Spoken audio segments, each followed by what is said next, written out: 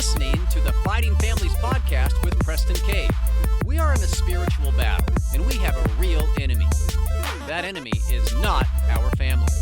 It's the goal of this podcast to help you fight for the family. And now, welcome your host, the Mission and Discipleship Coordinator for TBM, Preston Cave.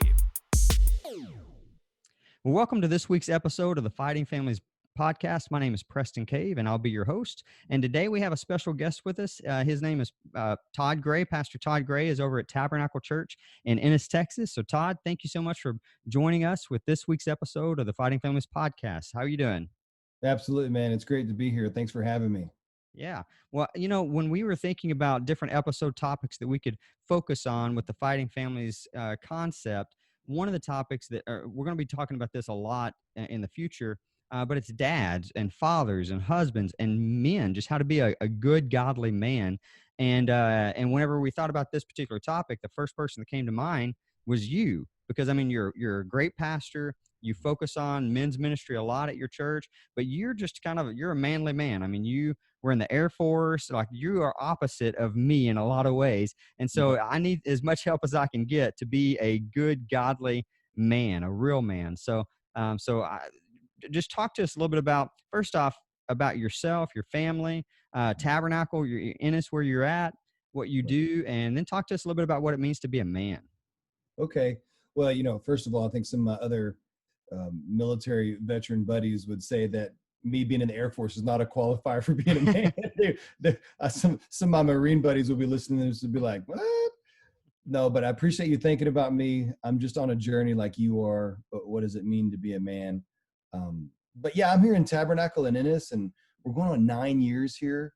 You know, you think about, oh, I want to be at a church, 8, 9, 10, whatever many years. And you think, will that ever happen? Well, here we are. And it's just been a real blessing. And this is a wonderful community just south of Dallas, about 30 miles. And there's a lot of great people, a lot of great things to do. And so we're just blessed to be here. The church has seen some amazing things happen that I've been able to be a part of with missions around the world and reaching our community, growing the church, but growing people deeper in the church as well. So my wife and Tammy is my wife, and I have 3 children, Isaac, Autumn, and Christian. And we just love our time in Ennis. Now, Tammy, your wife, is also an author, right? Yes, Tammy is really the superhero of our family. She just kind of lets me tag on. Tammy was a captain in the Air Force, was about to make major, and then she got out. And so she's an engineer. She's got a master's degree in engineering, got an undergrad in engineering. She has an MBA with a focus on finance. And she also, so that side of the brain, whichever one that is, she's also creative, and she's written like 12 books, and she's finishing. Now, are these Christian romance novels? Yeah, it's like Christian fiction. Yeah. So I've always wondered, like, if I were you, I would be terrified to make her mad, right? Because like all she's got to do is write you into the story as a villain. That would be terrible. Oh yeah, I don't want that. I'm always wondering, okay, does that hero look like me? Does that hero act like me? Right. If he does, do you portray him in a good light? You have a lot to live up to. You always see yourself in the characters. But what I try to do for her, so like this, there's always a bad guy. Let's say he's doing something bad, pressuring a girl to do something she shouldn't, and Tammy ends it in a certain way. I'm always the guy that comes in and reads that part and be like, no, that guy's got to get punched. Right? That's right. He can't just get away scot-free doing that to this young lady. So that's why we have you on the show, for the man stuff. I mean, so yes, this is perfect. Yeah, I'm the guy that tells you when you should punch somebody else. I don't know if that's good. That's right. Yeah. It feels more manly, but I don't know. But let's talk about that. What does it mean to be a man in today's world? Yeah, that's a great question, isn't it? Because media and TV, and whether it's Netflix or you watch an Instagram or Facebook, whatever it is, there's this portrayal of a man. Sometimes I'm not sure the man portrayal they show us is what a real man is. I get it, being rough and tough, and maybe now you got to have skinny jeans and a beard and a plaid shirt. I don't know. But I think at the very core for me of what it means to be a man is to follow Jesus, right? I mean, he is the penultimate example of a man, and he submitted himself and followed the Father. So I think it's more like submission and following and listening, rather than I'm going to take over, I'm going to be in control. And that kind of leans towards pride. And boy, if there's anything that can get us it's pride. So I think real men, I know there's probably a t-shirt, right? Real men love Jesus, but they don't just say they love him. Real men follow Jesus. Well, and let me just say this. I mean, because you're a pastor. It Yeah. sure sounds like a Sunday school answer you just gave, right? Yeah, absolutely. You Sure. know, real men love Jesus. Of course, it's a Yeah. cool shirt and stuff. But you used a word that immediately made me think, wow, that's completely opposite of what the society teaches us. Yeah. And that word was submission. Yeah. Absolutely. Now, isn't there a verse in the Bible that says, you know, wives submit to your husbands? And so we're super excited about that verse, but Yeah. we don't really I'm not like excited about that verse. I never love preaching that verse, by the way. Yeah, we never want to say it unless we're around our buddies, you know, and like, yeah, That's- you know, but the thing is, I mean, submission, that's a really tough one for men. yeah. And pride, of course. Yeah. So what is it when you say that Jesus was a real man, what do you mean by that? Well, I think he was willing. I think that word is the right word. I think submission's the right word. He knew who he needed to depend on and submitted to the authority in his life. Although he was God in the flesh, he still continually submitted to the Father. And I think if we're going to have an example of what it means to be a man in anything, it's to be willing to submit ourselves and listen to someone that knows more than us, which happens to be the Lord Jesus, and as it's revealed in his word, and humility. We all want to jump into a leadership position. Well, maybe not everybody does. I do. I love leading. I love coming up with a vision and saying, let's go do that. But before you're going to learn how to lead, you got to learn how to follow. And what I mean by that is following Christ. But even in the military, you know, you don't just throw a second lieutenant out there. Well, sometimes we might, but and say, oh, go lead these people. He has to go through boot camp. He's got to go through officer training. He's got to learn how to follow and submit and be wise about listening to his NCOs or listening to her NCOs. And then once you know what it's like to follow, then you have a better idea what it's like to lead. So that's leadership through submission is the example that Christ gave us. And I think that's the greatest example we should follow, isn't it? I mean, it may be the Sunday school answer, but man, that is the right answer. Yeah. So what about whenever we're hanging out with our buddies and they kind of give us some peer pressure and other things like that about being a man? What do we do with that? Yeah, That's a real thing.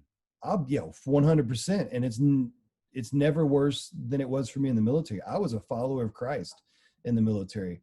And that proved to be a challenge in what it meant to be a real man around other men who thought in their mind that they were real men. Yeah, I think you should be willing to die and lay your life down. But what about being able to listen and submit or things as well?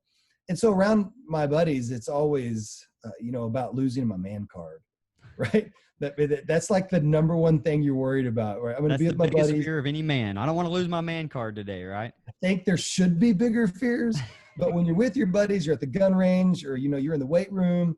And I love to go to the gun range and I love to go to the weight room, but you're around your buddies and you're in the buddy mode. I'm around some military buddies and your wife calls you and says, hey, I need you to go to the grocery store on your way home and pick up, the thing that we never want to pick up or do the thing we never want to do. And you say, oh yes, baby, I'll do that. You hang up and your buddy's looking at you and be like, hand over your man card. What's funny about that in Christ, if you're going to be a true follower of Christ as a husband, that's the very thing that you should get your man card for. The very thing that your buddy may be busting you on to take your man card from you. If you're going to serve your wife, if you're going to go to the grocery store, if you're going to do something you love to her through service, that's being like Christ. Nobody should be able to take your man card from that because that's what it means to be a real man, to love, to serve, and to submit to others. Okay, so what you're saying is basically, I'm sorry, what you're saying is, basically in the world, society kind of has it backwards and upside down when it comes to man card, and not necessarily just if you're going to be a Christ follower of this, but really to be a real man is to follow Christ. And that actually means that when others say, oh, give me your man card because you're doing this, you're actually doing what it takes to actually keep your man card. Is that what I'm hearing? I think a lot of times, yes. Like another example would be, so you're online and you're looking at the guy who's supposed to be a man and he's cussing and he's saying racial slurs, degrading comments towards women, and he gets a laugh from the other. Really, I wouldn't call them strong buddies. I would call them weak followers and cowardly. They're all laughing. They're all jumping on board. And you don't laugh and you don't jump on board. Oh, we'll use some kind of whatever the expletive they want to use. And then give me your man card for that. No, that's the very thing that you should be able to be keeping your man card for. Does that make sense? And so not giving into the fighting, cussing, mean, hateful portrayal of a man. That's not a real man. That's someone who's cowardly and covering up their own insecurities. A real man can say, I want to serve others. I want to care about others. And I'm not willing to follow you just because, people are scared of you or they look up to you. I want to follow Christ, which may mean departing from you. So no, you're not going to take my man card from that or whatever. Yeah. Well, when you said what you just said, it immediately popped a scripture in my mind. It's Proverbs 27:6, which says, wounds from a friend can be trusted, but an enemy multiplies kisses. And, in society today, we think, like what you just said, if we're afraid to stand up in front of our buddies, or our buddies are giving us a hard time for doing things that are godly and that are right, well, we don't need to cow down to them. But we don't also need to be afraid to call out our buddies who we know are Christians, to say, hey, you're better than that. You can do better than that. Because this scripture actually says, if I'm going to be a true friend of you, and if you're going to be a true friend for me, then you're going to say things that might hurt me for a little bit, but I can trust that because you're a friend. But if you're going to be an enemy, you're going to tell me how awesome I am, even whenever I'm doing something wrong. And I think that is a huge thing that we miss too often. There have been times that I've had to call somebody out on something, and I would tell them, I say, hey, before I say what I'm going to say, do you want me to be a friend or an enemy? And they always say, I want you to be my friend. And then I say, okay, well, the scripture may feel like an enemy. Yeah. What I'm about to tell you is going to hurt, but remember who it's coming from. It's coming from a friend. But see, that's another thing that it's hard for dads, for men to stand up for what's right when they're around their buddies, because they're afraid to lose that man card. So how can I, as a man, when I'm around other men, stand up and do what's right, and maybe even sometimes call others out when they're doing something wrong, without causing problems or without losing my man card? Sure. And I think it's a situationally based thing, but I think it's avoiding sin and standing up for what you believe in, even when the situation's tough. And I'm not saying you got to, sound any alarm, stand up on the truck and start calling your buddies out in front of everybody. They're not going to receive that anyway. How many guys do you know that when the friends are around, you call them out right then, that's going to attack their pride, which I'm going to talk about in a second. That's like the number one struggle of a man. They're not just going to say, oh, you know what, you're right, Preston. Let me back away from that. No, I think maybe pulling them to the side, but I think sometimes you're standing up by not participating. This can happen in Christian circles. This can happen. I've got a Christian circle that I'm in right now, and sometimes the guys think it's fun to look at another church or another pastor and see something that they did that was slightly funny, but then they start berating them for it and really dogging on each other. And they're all Christians, and we think that's okay. And I don't want to step in there and be holier than thou, but in my heart, I know that's not right. Right? I read James for 4 minutes and know that's not right. So what do? Maybe have a private conversation instead of making fun of them, or choose not to participate in the moment.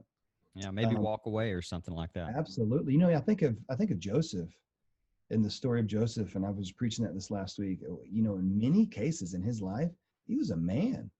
Right? Think about your Potiphar's servant. His wife comes after you. You know that if you say no to her, you're going to be in trouble because she's going to turn it around on you. You probably know her character. You've been working for her for years. So he keeps pushing her away. She tries to sleep with him like 3 times. And then the moment she finally grabs him, he doesn't give in to that. He stands up for what was right, even when his life was a mess. He was a slave. It probably would have made him feel better. And it sure would have been a lot easier just to give in to that sin, not only for the sexual, but just the practical aspects. But he still ran away. And he said, let it be what it's going to be. I'm going to do the right thing no matter what. And then he got put in prison.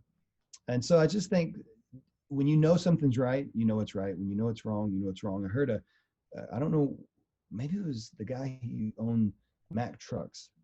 I heard him say something a long time ago, that as a Christian, there's only one way to do something. Now we need the Bible to help us here, right? But it's the right way. And I think as a man, it's just choosing to do it the right way, even when peer pressure is around. Yeah, and I think that'd be a key characteristic of being a man. Yeah, and here's the interesting thing. If you're a man and you're watching this episode, I know this about you. You want to be the best that you can be. You want to do the best. You want to be the best, and you also want to do what's right. That's just the truth, right? We all want to do what's right. We all love watching those movies where there's this really, even if it's not a Christian movie or anything like that, it's this person that everybody respects. Every man wants to be respected. They want to be revered or whatever else. but we often forget what it takes to get to that point, and Mhm. it's doing the right thing over and over and again to Yeah, become trustworthy, right? And that's right. so you only get to that point of being respected and considered trustworthy when you prove yourself to be trustworthy in the little things. Yeah. So I think that So standing up for what's right and doing what's right, that's what we all want to do. It's just really yeah, difficult for us to do it. and I think, I want to touch on that. What does it mean to be a man? Sometimes it's may be looking like losing your man card in front of your buddies. Actually, you're keeping it. Mm. But some of those core characteristics that causes your buddy to maybe take it too far are actually things that are in all men. This desire to fight for what you believe in. We just apply that by fighting for the wrong thing. Sometimes we fight for what we shouldn't believe in. Mm. To stand up for what is right, to protect, to serve.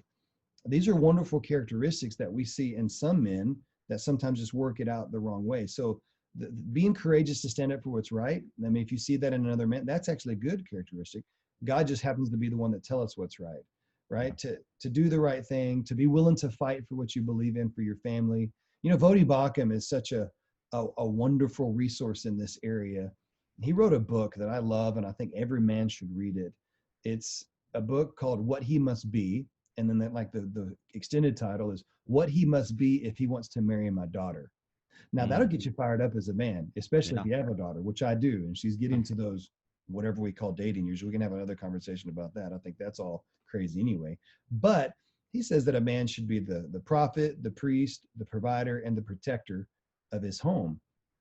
And those are the key characteristics that you see throughout the scriptures. Just how they're applied, I think, maybe wrong. Yeah. Well, you mentioned something about pride Mhm. earlier and that you wanted to kind of dive a little bit deeper into that. So why don't we Oh, talk that's about right. that for a minute? Like what I the think, difference is you with asked me to pride. think of three things that we could take away of how to not lose your man card as a Christian. I think number one would be desperate, would be a great word, a desperate relationship with Jesus, an authentic, thriving. The Bible has a great word, abiding relationship with Christ, and be unashamed of that. So you're not going to lose your man card if you have an abiding relationship. That word abide means to remain, a continual, we could translate that daily, thriving, real relationship with Jesus. And the second one would And I'll be, say go ahead. that just real quick. I'll say this about that first point.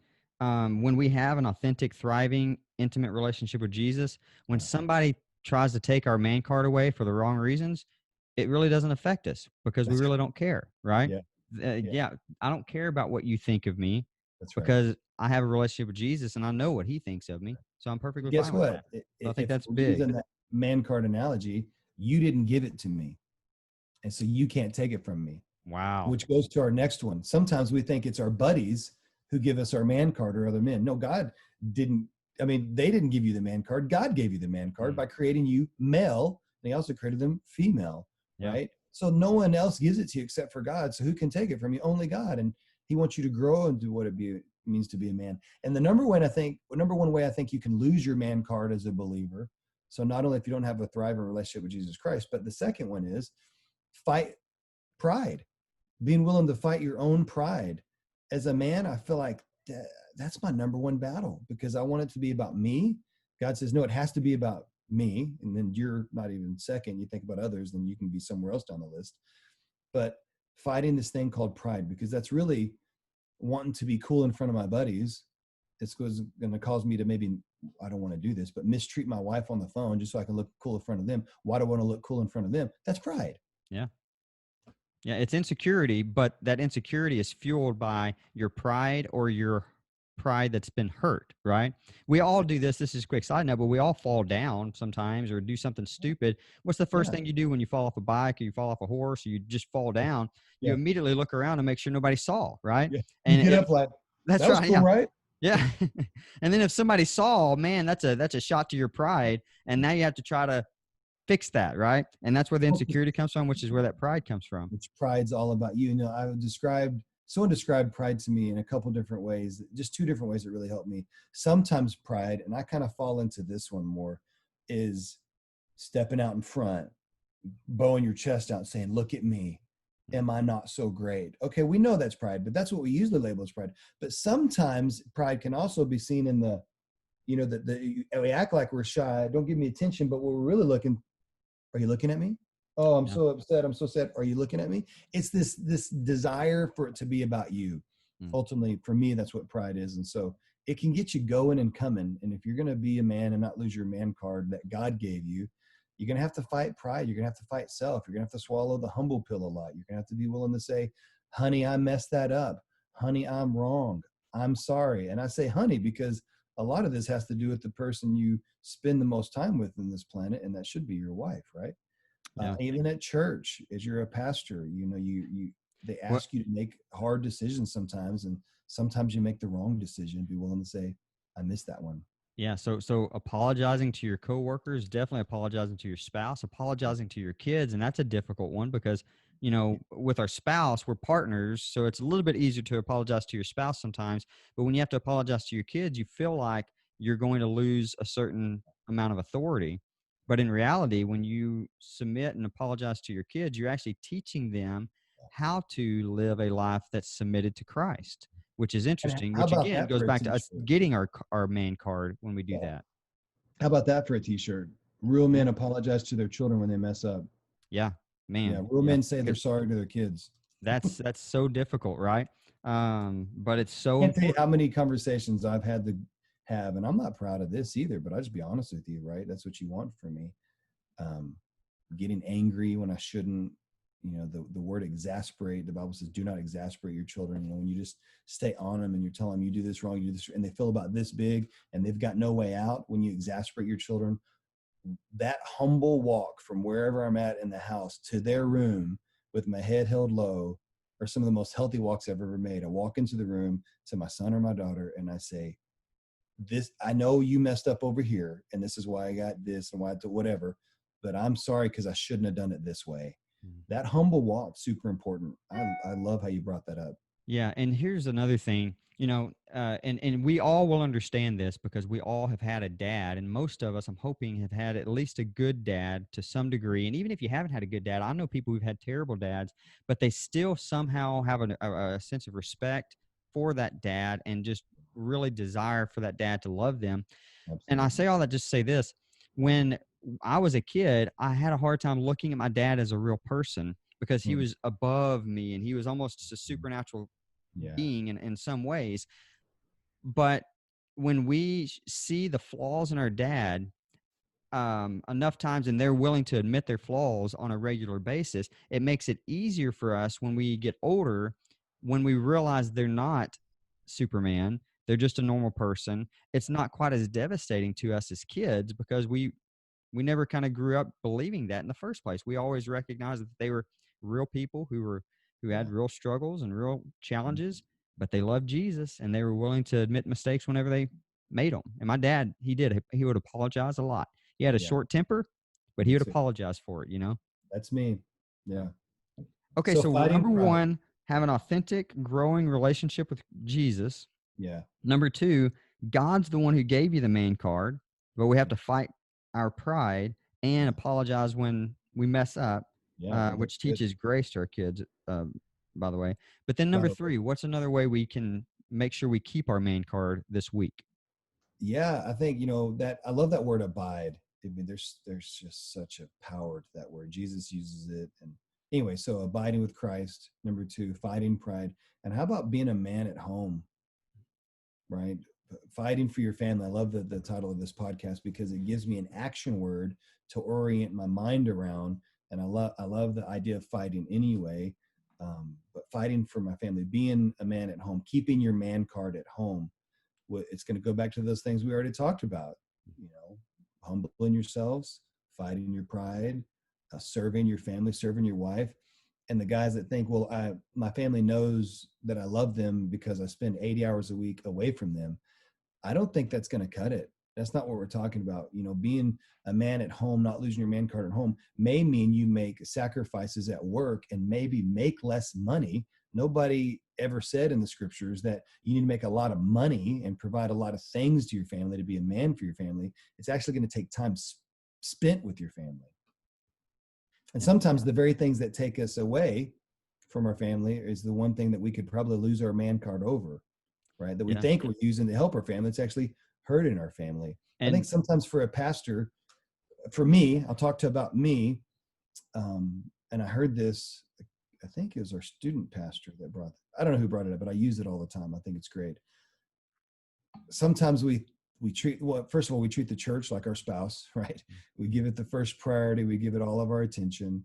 And then sometimes, and I'm kind of in Southern Baptist circles, so sometimes we chase whatever that is, that church that's in our mind, that fills our pride, by the way, that position in some convention seat, that whatever, let's call it Southern Baptist fame. And we chase this Southern Baptist fame. It keeps us away 80, 90 hours a week. And we're actually hurting our family, probably losing our man card. Yeah. But what's crazy about that is I realized one day that chasing this Southern Baptist fame or Baptist fame is like playing Monopoly, right? It's like Monopoly money. It may matter in your mind and those who you're playing the game with, but in reality, nobody cares. Yeah. It's fake. It doesn't mean anything. So stay at home. And that goes with any type of promotional, that even if you're not in the Baptist world or whatever else, you're not even in the church world, any job promotion, it's significant, but a lot of times we find our identity in what we do rather than who we are. And I think you're right, man, that the priority that we have can actually take away our man card, while at the same time we think we're providing for our family, but our family is lonely and hurting at home with all this money and with all these things. And that's, I guess, probably one of the saddest pictures in the world today is a family that has a dad who's working so much and has given his family all this stuff. And all this stuff is plastic to them, and it means nothing to them in the grand scheme of things. We see it in society all the time. Yeah, 1,000%. Time means more than money every time. That's good. Time means more than money every time. We need to steal that. Hey, well, we're getting close to the end of this episode, but I'm telling you, we have just scratched the surface on this stuff. So would you be willing to come back next week and continue this conversation? Because here are the 3 points real quick. Number one, have an authentic relationship with Jesus. If you don't want to lose your man card, have an authentic relationship with Jesus, a growing relationship with him, a consistent relationship with him. Number two, the fact that God gave us the man card. Our friends didn't give us the man card. God did. So we need to focus on him. And what that means also is to fight against pride that is in every one of us, to apologize when necessary. And then number three, be a man at home. So what I'd like to do, Todd, as we wrap up this episode, I'd like for us to continue that conversation on number three, what it means to be a man at home. We've talked about how not to lose your man card in this episode, but in the next episode, I sure would like for us to dive a little bit deeper in what it means to be a godly man at home. Would you be willing to do that? I'd love to do that. And I'd like to add that those three things, if you're wondering how come we didn't talk about some of those other manly things, it's because they don't matter as much. Right? Like there's some other manly things that we may label manly that we all like to do. Like I like to hunt. I like to fish. I like to go to shooting range. I like to work out. I like to, do some combat fighting. All that stuff's cool, but we put them in the proper priority, right? Right. They fall after this. Being able to physically protect your family falls underneath these things, and whatever the other manly things that you think you need to learn how to do. Let's get these straight, and then we can have some fun over there with those things too. And I think you're right. In the next episode, we can definitely talk about how we fit in the fun and the other things like that within our family to make sure that we're not prioritizing incorrectly. I think that is very important. But hey, Todd, I appreciate you so much for being on the show today. We're going to definitely have you back next week so we can continue this conversation, because I think it's one of the most important conversations that we can have with the Fighting Families podcast. But for those of you who are watching the Fighting Family podcast, if you enjoyed this conversation with Pastor Todd and you would like to share it with other people, man, we just ask that you share it on your social media accounts. You probably know somebody who needs to hear this message. So we ask that you just text it to them, you share it on your social media, hope that they find it, whatever you can do to help get the word out about what we're trying to do with the Fighting Family podcast. We sure would appreciate it. Make sure that you subscribe to this channel. But as always, until next time, I'm going to encourage you to always fight for your family today. You have been listening to the Fighting Families podcast with Preston Cave. Be sure to subscribe to our channel so you don't miss new episodes each week. If you like today's program, we want to encourage you to share it with your friends and family members. To learn more about the resources we have to offer, visit us at www.fightingfamilies.com. Until next time, be sure you fight for your family today.